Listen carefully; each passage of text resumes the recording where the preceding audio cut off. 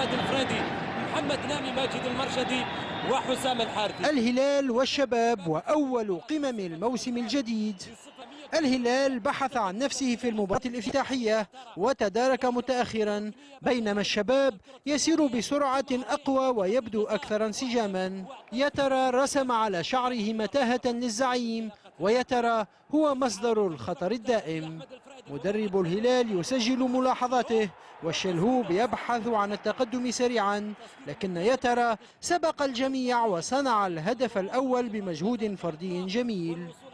الزلزال اتصل اتصاله المشهور في الدقيقة 21 وأجبر الهلال على تجرع مرارة التأخر المبكر للمباراة الثانية على التوالي.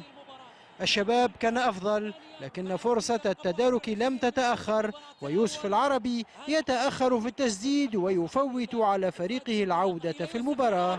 مرور ممتاز، والعربي بعد ذلك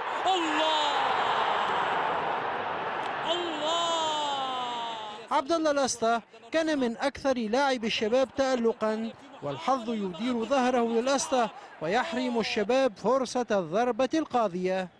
في الشوط الثاني قدم الموج الأزرق أداء أفضل، لكن الأفضل لم يكن كافيا للتدارك، خاصة وأن الانسجام غاب عن مجموعة دول. التخوف بدأ يتحول إلى حقيقة مخيفة أكثر، وسيناريوهات مرعبة لجماهير الهلال.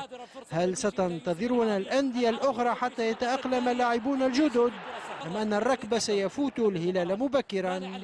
لو كان ياسر القحطاني موجودا فحتما سيساعد بخبرته ومهاراته في استعادة توازن الفريق حتى ولو كان بديلا. هل أصابت الإدارة الهلالية في قراراتها، أم أنها تفاءلت أكثر من اللزوم بالوافدين الجدد وتنازلت عن أقوى العناصر وأكثرها تأثيرا؟ هل المشكلة في المدرب، أم أنها بداية موسم والوقت لا يزال مبكرا لإصدار الأحكام؟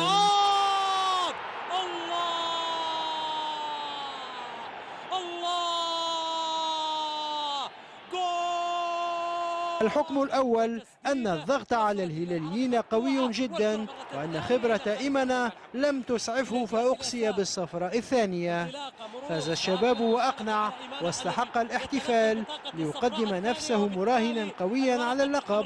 أما الهلال فوضعه لا يحسد عليه، وهذا طبيعي جدا في كرة القدم، فأيام لك ويوم عليك. محمد قردبو، صدى الملاعب.